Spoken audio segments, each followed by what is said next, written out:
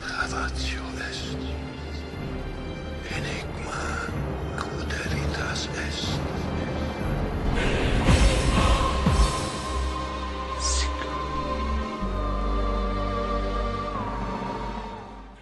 Welcome back, my fellow seekers. Back in November, there was some news that scientists admit that biblical accounts of Sodom and Gomorrah could be accurate. The archaeologist Stephen Collins believes he has found the remains of Sodom. Collins made the discovery after combining clues from biblical geography with newfound archaeological evidence from the site of El-Hamman in Jordan, which he believes is the site of where the wicked city once stood. Now, I have no doubt he has found archaeological evidence of some kind of destructive event happening in that specific town, but it could just be a local event. So I think his mind might be a little too narrowly focused on that town. He does have a solid logical argument, and I almost fell for it, but there are some big assumptions he has to make, and that is to take the story a little bit more literal. His assumptions may be no more valid than my assumptions, but the fact that he has a PhD gives him some authority, which I respect, that he is trying to find evidence of biblical events. But as I explained in my Garden of Eden videos, whole stories can be changed due to political and cultural differences because of cross-pollination of these cultures. So whole stories could be altered, and their locations and their names.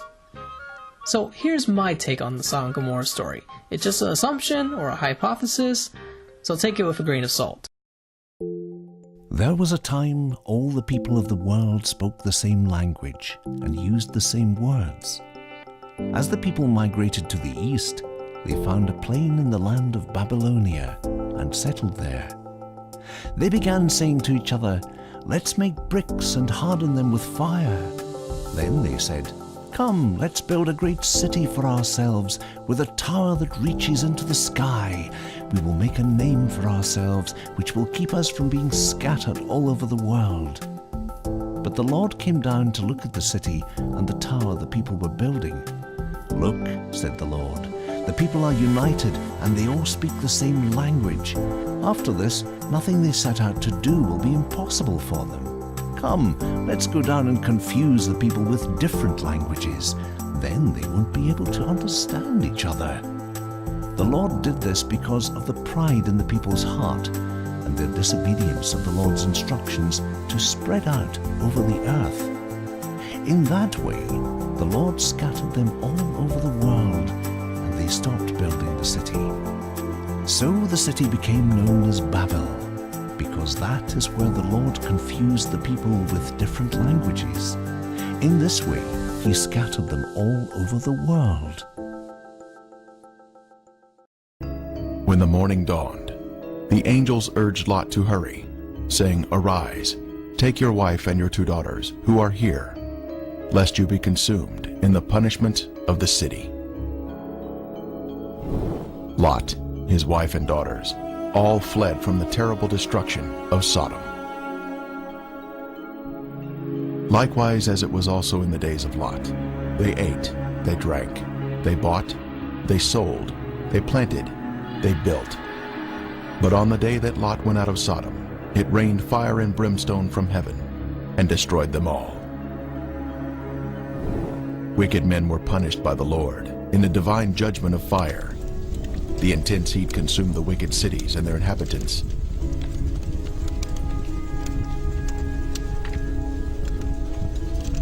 But Lot's wife looked back toward her beloved Sodom, violating the angel's command, and was thus turned into a pillar of salt.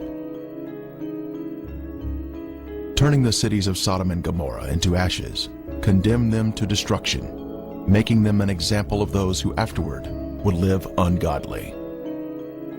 This is a visible example that is mentioned here. Sodom had pride, fullness of food, and abundance of idleness. Neither did she strengthen the hand of the poor and needy. And they were haughty and committed abominations before me. Flavius Josephus, the 1st century Jewish historian, tells us, "There are still the remainders of that divine fire, and the traces of the 5 cities are still to be seen." Popular thought has it that the cities were later covered by the waters of the Dead Sea. But if Josephus could see the cities in his day, then we should be able to view them also. And the border of the Canaanites was from Sidon, as you go toward Gerar, as far as Gaza. Then as you go towards Sodom, Gomorrah, Admah, and Zeboim, as far as Lasha. The biblical description tells us the cities were spread out, not grouped together in one area, as some may think. So I think Sodom and Gomorrah, the cities of the plain, are in Egypt's Nile Delta, the land of the Kekar. The Kekar is said to be a rounded plain, for which I do not see fits the characteristics of the plain north of the Dead Sea, which is a lot smaller and more linear, and not as agriculturally suitable, whereas the Nile Delta is more of a quarter rounded plain, unless the original interpretation was a reference to the rounded city of Sodom. Sodom and Gomorrah, I think, is the second destruction phase of the leftover city-state of the Garden of Eden, or Atlantis, which I think is under Cairo, and many of the stones have been recycled for the modern making of Cairo. And the old city of Memphis is the last remaining remnants of Sodom or Atlantis. And Gomorrah possibly could have been Atlantis or Alexandria. I don't think even Abraham came from Babylon, for I think this story could be a lot older. The Jews are just adopting these stories to fit to their lands and politics and language, for there are similar stories coming out of Mexico from the Olmecs and the Aztecs on the legend of Cholula. Keep in mind the Mexican cultures also use the sun as the ultimate symbol for their god, just as the Egyptians.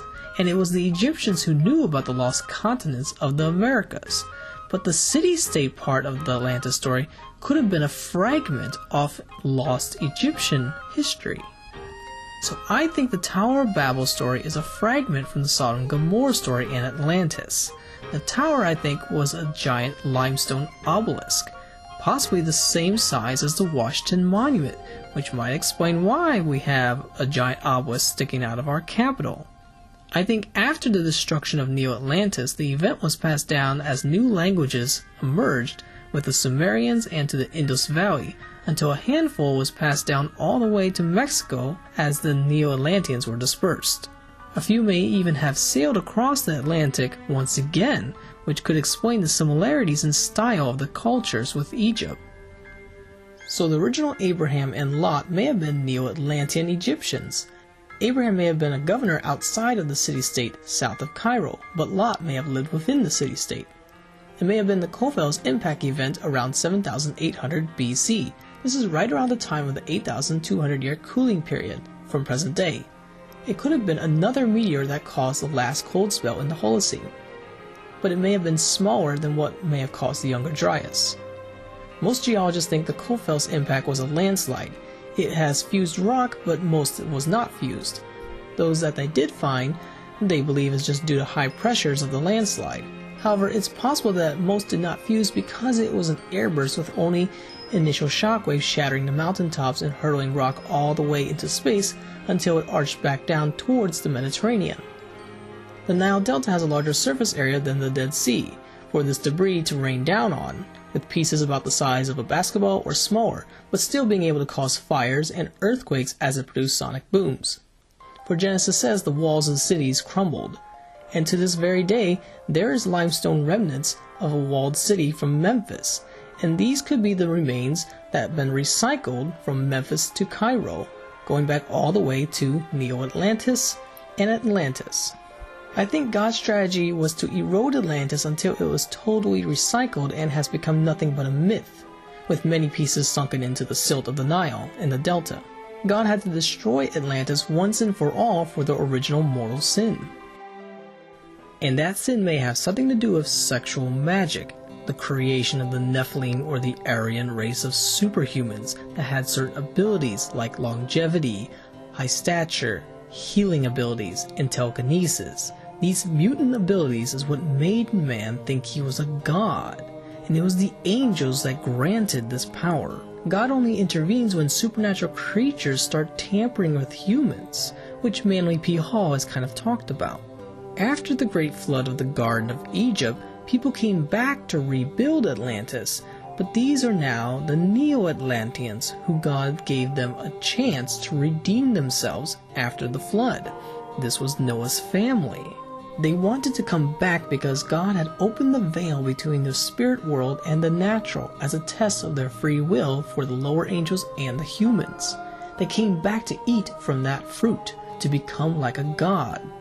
Outside of the Garden of Eden, the supernatural gifts, or curse, start to fade away the farther you get from the garden, or the sacred space. After the destructions of the cities of the plain, God slowly closed that portal between the spirit world and the natural. So no longer will they be able to live for hundreds of years unless they stay within that sacred space. But once again, over generations, the sin of pride and magic took over the cities of the plain. The worship of angels caused morality and law to become more and more unjust. Pharaohs of the Neo-Atlanteans over generations got themselves in a paradox they could not escape. Morality and justice became more and more subjective. So once again, God had to rid the remaining remnants of the Aryan race, those who were tainted with the mortal sin of these fallen angels and the Nephilim, in the biological sense, but also in the spiritual sense. If God did not destroy them, they would spread like a virus over the planet, and we would be living in a very different kind of world, a world with magic, where things get so chaotic, kind of like Lord of the Rings or Game of Thrones. So God had to stop that, because it was starting to spread in Egypt. Looking at this in the supernatural context, God may have allowed this to happen in Egypt, lifting the veil between the spirit world and the natural world. Egypt was the genus loci of this experiment, just as we see the phenomenon like the poltergeist confined to a place like a haunted house. The power of these jinns or angels are suppressed, which makes it very hard for science to prove their existence. So too did God confine the angels to the land of the Garden of Eden or Egypt as a test for the angels and the humans. God gave the cities of the plains of Egypt thousands of years to redeem themselves, and some may have, but still the fallen angels' temptations on the humans were too great, and the angels were the ones who were causing the problems. But at the same time, God has to give the angels some level of free will, until there's a tipping point where God has to stop the angels from creating a really messed up world, a world of magic, instead of a technological world.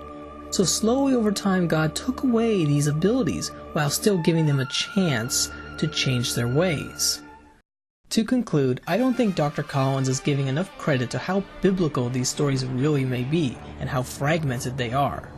I know a lot of people want to strictly adhere to biblical timelines and genealogy, but reality is, as Dr. Michael Heiser has pointed out, politics and language and place attachment alters history. Added with possible supernatural interventions, it can greatly alter history without hardly any evidence remaining. God's a supernatural creature, so he can take his time to destroy Atlantis over a couple thousand years, using natural and supernatural processes. I do think when you look at the biblical genealogy, we do need to look at it in the context of dynasties. Adam is probably not the first human, but he may have been the first pharaoh that God revealed himself out of all the hunter-gatherer tribes on the planet. That's pretty special. It may have been in Egypt that God first manifests to set up the test to kickstart civilization. This could be a thing he's doing on many planets. I believe there are 3 destructive periods in Egypt's lost history. Sodom and Gomorrah could be the telling of the second destruction phase by fire. The last destruction period was during the Exodus, possibly triggered by the Thera eruption, along with supernatural interventions. This is what makes it more complicated. The Exodus story has more details because it's not as old. The Bible is just an allegorical summary of historical events. The farther back in time you go, the shorter the story. There are many details missing in the New Testament, and that's only 2,000 years old. Imagine how much more information is missing in the Old Testament and how altered it has become. This is just my belief as a Catholic. Once you start researching phenomenons like UFOs and the poltergeist, the probability of strange events like this increases. I don't know the exact extent of the supernatural, but I can say as an eyewitness it is very real, and it may greatly complicate history. I'm open to changing my narrative when new evidence and logic arises. What do you think about this interpretation of Genesis? If you like the idea, give the video a thumbs up and send some feedback. And to get better context where I'm coming from, check out some of my other biblical enigma videos. This has been Enigma Seeker. Keep seeking those enigmas.